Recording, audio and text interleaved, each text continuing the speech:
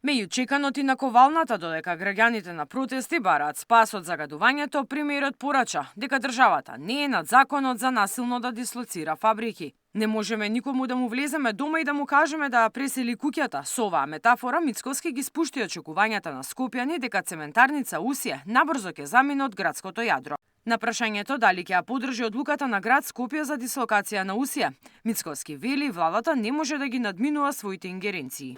Има нивоа на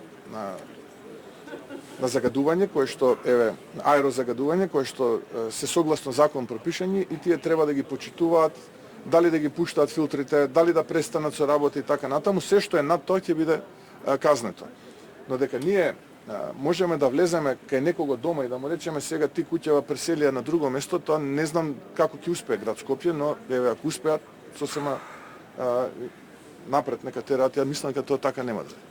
Директорката на Државниот инспекторат ги посочи домаќинствата и сообраќајот како главен извор на аерозагадување во Скопје. Гиновска тврди дека Усие работи согласно законот, а ова го темелот на извршените инспекцијски надзори, кои лани во 6 наврати ги направиле и не утврдиле неправилности.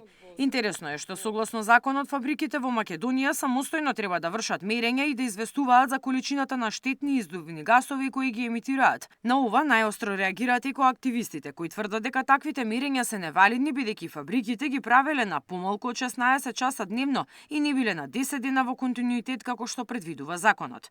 По рекордите кои ги руши главниот град на европско и светско ниво во аерозагадување, граѓаните одржаа протест и побараа дислокација на Усие.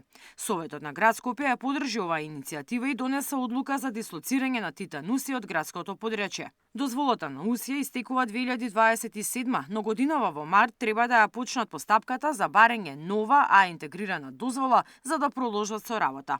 Интегрирана дозвола на фирма може да се одземе по 3 кривични прекршоци, но со нивна докажана вина на суд.